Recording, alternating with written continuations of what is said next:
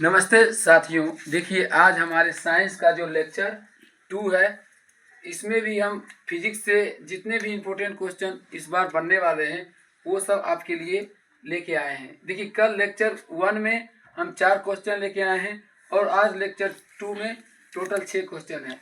हम इतना ही कहना चाहते हैं, इस क्वेश्चन को आप अच्छे ढंग से याद करके और देखिएगा, यहाँ से आपको क्वेश्चन बोर्ड एग्जाम में फिजिक्स से अगर आएगा तो यहाँ जरूर आएगा क्वेश्चन।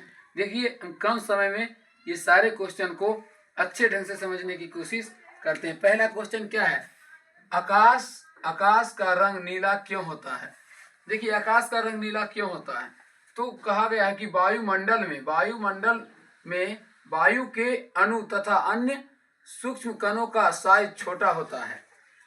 अब छोटे कण छोटी तरंगदैर्घ्य के प्रकाश को अधिक प्रकीर्णित करता है।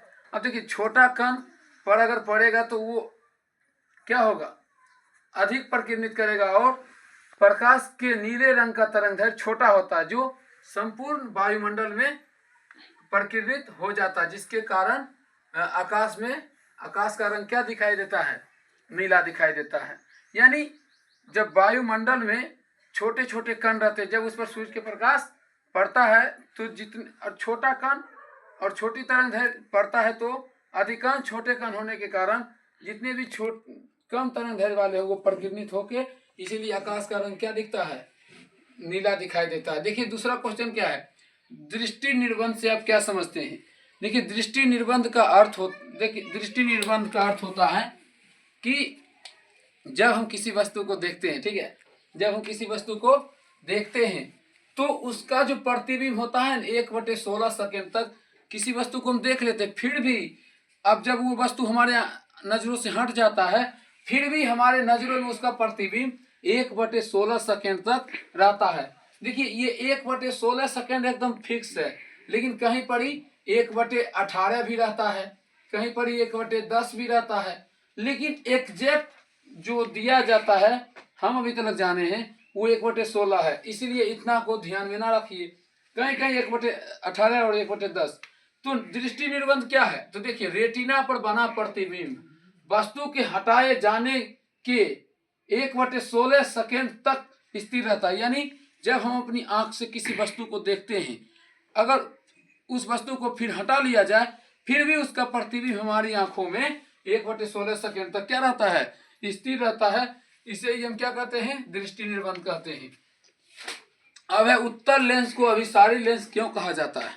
उत्तल लेंस, तो देखिए समझिए, उत्तल लेंस पर जब प्रकाश की किरणें, समांतर किरणें आपतित होती है, जब उत्तल लेंस पर जब प्रकाश की किरणें आती है तो वह लेंस में क्या होता है? दर्पण में होता है परावर्तन और लेंस में क्या होता है? अपवर्तन। जब प्रकाश की किरणें उत्तल लेंस पर पड़ता है तो लेंस के अपवर्तन के बाद समांतर किरणें एक बिंदु पर आके क्या होता है? मिलता है। अभिसारी का अर्थ है हर जगह से किरणें आके एक बिंदु पर क्या होना? मिलना। इससे स्पष्ट हो जाता है कि उत्तल लेंस समांतर किरणों को क्या करता है? अभिसरित करता है। यानी आपसे सवाल ही पूछा जाएगा, कौन सा लेंस प्रकाश की किरणें को एक जगह जमा करता है? उत्तल लेंस। या अभिसरित करने का काम कौन करता है? उत्तल लेंस। इस गुण के कारण ही अब उत्तल लेंस को कौन सा लेंस कहते हैं? अभिसारी लेंस। यानी उत्तल लेंस प्रकाश की किरणों को सभी जगह से लाके एक बिंदु पर क्या करता है? जमा करता है, यानी अभिसरित करता है। इसीलिए उत्तल लेंस को क्या कहते हैं? अभिसारी लेंस कहते हैं। अब चौथा क्वेश्चन, उत्तल लेंस के किन्हीं 2 उपयोग बताएं। तो देखिए, उत्तल लेंस का प्रयोग माइक्रोस्कोप बनाने में किया जाता है, कैमरा बनाने में किया जाता है। यानी माइक्रोस्कोप, कैमरा या दीर्घ दृष्टि दोष को दूर करने के लिए भी किया जाता है। देखिए, उत्तल लेंस का उपयोग सूक्ष्मदर्शी में भी होता है, या फिर आप कह सकते हैं कैमरा में, और निकट दृष्टि दोष को दूर करने के लिए,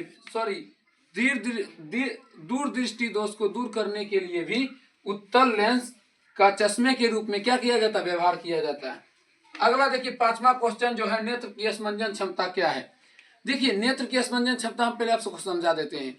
हमारा जो आंख है उसमें जो सिलेरी मांसपेशियां हैं, हम जब ये सिलियरी मांसपेशियां क्या करता है, दूर या निकट स्थित वस्तु को अपनी पावर से स्पष्ट दिखाने की कोशिश करता है। यानी सिलियरी मांसपेशियां फोकस दूरी को कभी बढ़ा देता है तो कभी घटा देता है, जिससे हमें दूर या निकट स्थित वस्तु स्पष्ट रूप से दिखता है। यानी सिलियरी मांसपेशियां के कारण ही हम दूर या निकट स्थित वस्तु को स्पष्ट देख सकते हैं। तो देखिए क्या कहता है, जब दूर तथा निकट की वस्तुओं को साफ साफ देखने के लिए, दूर तथा निकट की वस्तुओं को साफ साफ देखने के लिए ये सिलियरी मांसपेशियों को अपनी आंखों के लेंस की फोकस दूरी को संयोजित करना पड़ता। संयोजित मतलब एकदम एकदम फिक्स करना पड़ता है कि अब यह स्पष्ट दिख जाए, एक सही टाइमिंग लाता है देखने के लिए, तो संयोजित करना पड़ता है, जिसे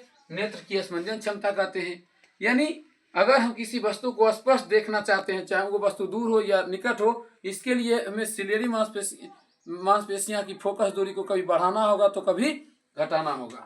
अगला और अंतिम क्वेश्चन जो है, स्नेल के नियम क्या है। देखिए स्नेल के नियम ऐसे भी कह सकते हैं, आपतन कोण की ज्या तथा अपवर्तन कोण की ज्या का अनुपात ही ये क्या है, नियतांक है, इसे स्नेल का नियम कहा जाता है।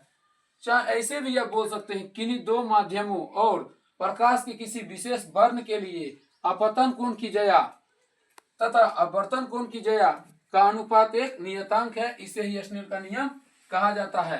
अर्थात साइन आई बटे साइन आर, ये क्या होता है, एक नियतांक। देखिए हम 6 क्वेश्चन लाए हैं, कल 4 क्वेश्चन लाए थे, टोटल 10 क्वेश्चन। आज लेक्चर 2 था, कल लेक्चर 3 आएगा। अभी तो फिजिक्स का ही क्वेश्चन ला रहे हैं हम। एक बार मिक्सिंग क्वेश्चन यानी फिजिक्स केमिस्ट्री बायो तीनों मिलाकर हम इंपॉर्टेंट क्वेश्चन लाएंगे। देखिए भाई, इतना तो विश्वास जरूर दिला देते हैं, अगर यहाँ से अगर आप पढ़ रहे हैं तो इस वीडियो से आपको इतना लाभ होगा कि अगर जब आप बोर्ड एग्जाम दे के आइएगा और फिर इस वीडियो को देखिएगा तो यहीं से आपका टोटल क्वेश्चन साइंस से रहेगा। इतना जरूर विश्वास हम दिलाते हैं, इससे ज़्यादा कुछ नहीं। अगर हमारा वीडियो और क्वेश्चन पर विश्वास है कि आएगा तो इस चैनल को सपोर्ट करिए और हमको भी सपोर्ट करिए, इससे ज़्यादा हम क्या कहेंगे। धन्यवाद हमारे वीडियो देखने के लिए।